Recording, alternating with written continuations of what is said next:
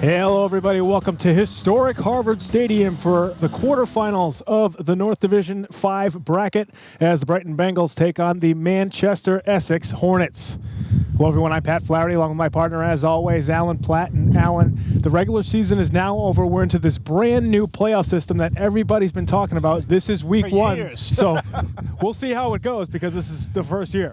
We're just ready to start kickoff here at a very windy Harvard Stadium. Manchester Essex in the white jerseys and green pants. They will receive. Meanwhile, the Brighton Bengals will be kicking off. They are in the black jerseys with the orange trim.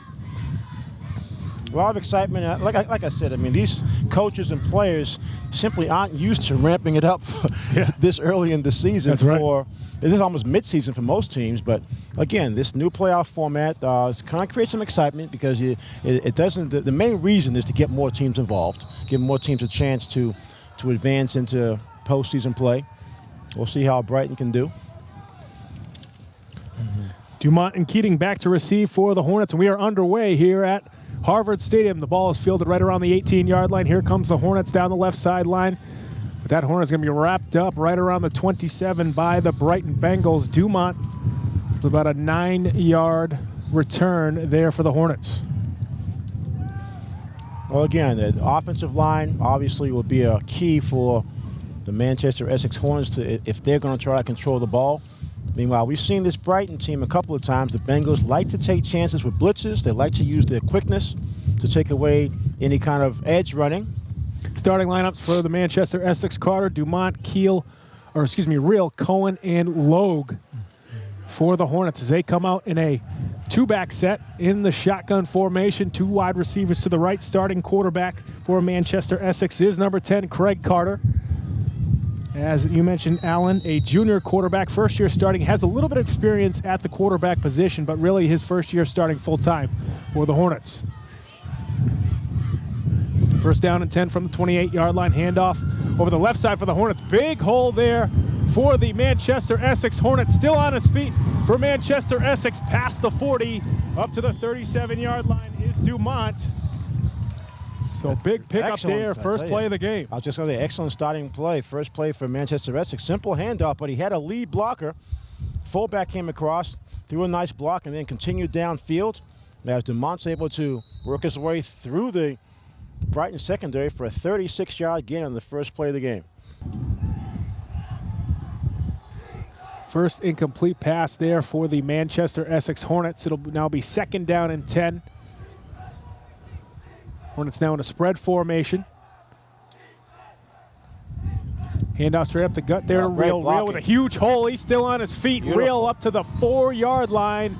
Huge pickup there on second down for the Hornets. I'll tell you, Manchester Essex collapsed the entire left side of the Brighton front line that time. 20-yard gain down to actually inside the 4 to the 3.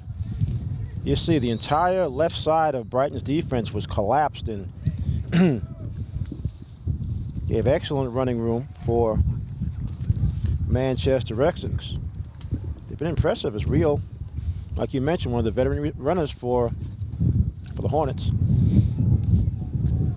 So a big pickup there on second down. Now first and goal from the 3-yard line. And the handoff up the middle of the Reel, and he is in for a touchdown. Nice misdirection. They faked it to the running back in motion and gave it to Reel in the middle. Caught Brighton leaning toward the fake. First score of the game for Manchester Essex. Excellent drive there for the Hornets. 8-play, 72-yard drive there for Manchester Essex, and it's capitalized by the Reel touchdown run. Bengals coming in at 7-0 on the season, 5-0 in the Boston North. They did have a couple of games where the opposing team did score first, including Madison Park. They also had that happen against them against Charlestown. Handoff over the left side there for Brighton. Big hole over that left side. Down the sideline for the Bengals goes Nixon. Marcelin, he could go all the way. Marcelin down to the 10, down to the 5, and then he's wrestled out of bounds inside the 5-yard line. Huge pickup there on first down for the Bengals. He's upset because he got caught from behind. You can see him. But like you said, Pat, excellent run by Marcelin. Gave way until set up his blockers. He has a beautiful block. Right on your screen. Watch the Brighton Bengal teammate going with him. He's going to throw a block right here. Edwards gives him more time. See, that's when Marcelin's upset because he thought with that block that would get him into the end zone. 3rd and goal. They have a little more than a yard to go. You're in a power I formation. Dexter Andrews, the deep back, the handoff to Dexter. Good second effort there from Andrews, touchdown. And he is in for a touchdown. Dexter Andrews plows in there for the Brighton Bengals. They tie it up at 6. You know, we were talking about how Andrews isn't your typical fullback, but on that play, he made a fullback type play. You see that second effort you talked about. He was actually hit at the 3. This time it's Edwards, the deep back. Andrews, along with McDowell, the fullbacks. They pitch it to Edwards over the right side. Ricardo looking for some room, and he plows in. Did he get it? Yes, he did. 2-point conversion, good for the Bengals, and they take a 2-point lead here with 30 seconds left to go in the first quarter. Like that power sweep. You see 3 blockers in front of him. I tell you, it was having a game so far for Brighton. Now on first down for the Hornets from the Brighton 47. Carter back to throw. Looking deep down the field. He's got Cohen, and he connects for a big play. Cohen wrestled down inside the 5. You called it, Alan. Well, you just get the feeling because they have the team that they want to punch. But, all right, you get a little over a minute to go. You have a quarterback with a good arm. Watch the excellent protection and the deep sideline pattern. There he is, wide open, 44-yard gain. Seth Cohen, the senior receiver for this Manchester Essex team with that reception. Made it easy for his quarterback. He ran a nice pattern. He did. So he stayed about 5 yards from the sideline. Now on first down, Dumont, huge hole up the middle. Touchdown. And he walks into the end zone for the touchdown. You talk about the blocking, and you don't usually see that much running room inside the 5-yard line, but I tell you, that big pass play really juiced them up. So those linemen came off their spots, and look how much room. You never see that much room when you're talking about a goal line defense. 93-yard touchdown drive there for the Manchester Essex Hornets. And the handoff right here to Dumont again, and he plows forward up the middle for the 2-pointer. He's the guy. Like you just said, the way he's going, no reason to use anybody else. I mean, Rio's gotten a couple of carries. The quarterback's run a couple of times, but he's the main guy right now. I mean, he got it going. 2nd down and 4 now for the Bengals from the 44. Over the middle, they have Shaq Davis, a tight end, and he's brought down at the 30. Big play for Brighton there. Really well thrown ball. We talked about the good pass by Carter for the Hornets. That was really good pass over the middle that time by Applewhite. Saw his big tight ends, caught him right in stride. 37-yard pickup there for the Bengals. Now at the Hornets' 30-yard line. Applewhite again to throw over the middle. Nice it's got Andrews, and he plows down through to up to the 12. Wow, if they have one left, they may have taken all their timeouts, but they do get the clock stopped until the yard markers are set. 19 seconds left to go. Yeah, Brighton needs to be ready to go. They do wind the clock now. It ticks down to 16 seconds. Applewhite again over the middle. He's got a receiver Touchdown. and in for a touchdown on the Bengals. Oh, you talk about Michael Darius.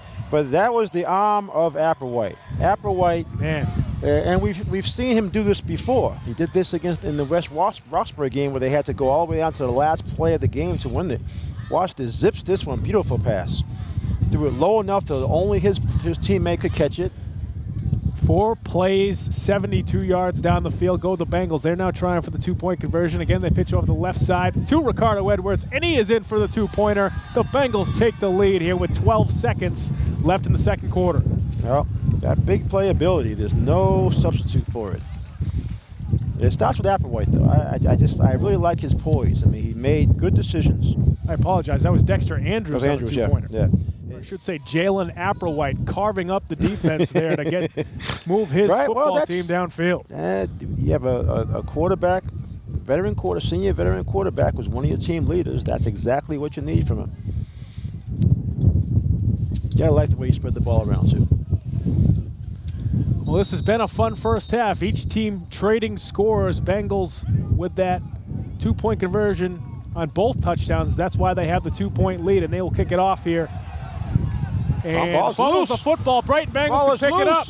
They fall on it right around the 13. So with 3 seconds left in the half, Brighton will have the football, and they can throw one up to try to put up another score, allowing Brighton to recover the football. Here we go. Bengals see if they can score before the half. To the end zone they go to Andrews. Does he catch it? Yes, he does. Touchdown, Brighton. Wow, I tell you, Applewhite put that the only place that Andrews could have caught it. And give Andrews credit, because what he did, he actually went to the end zone, but then came back to his quarterback.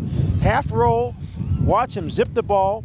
Now, Andrews is coming back. See, that's the key of the whole play. He came back a couple of steps back into the field of play, caught it, but still knew he had to dive backwards to get in the end zone. Seth Orensky is down on the field with Coach Athanas from Manchester Essex. Seth, take it away. Joined by Manchester Essex head coach Mike Athanas. Coach, it's not the first time you've been in a close game. 2 back-to-back wins that were extremely close. Obviously, the last minute didn't go your way, but how have those last 2 weeks helped you to potentially come up with the third and fourth quarter comeback? You know, we'll be ready to come. This is a place we've been before, like you just said. We just got to fix a few things and make some plays when we need to. Give Brighton credit. They had a couple nice plays at the end of the half to take the lead, and we got to come back and be ready to go. Chris Dumont has really been a workhorse for you. You said you wanted to dominate in the trenches. Why have you been so successful running the ball? Well, I think our line's doing a great job. We're getting a good push in the offensive line, and he's hitting the holes and he's getting upfield. And, we'll keep working that, and, we got to move the football.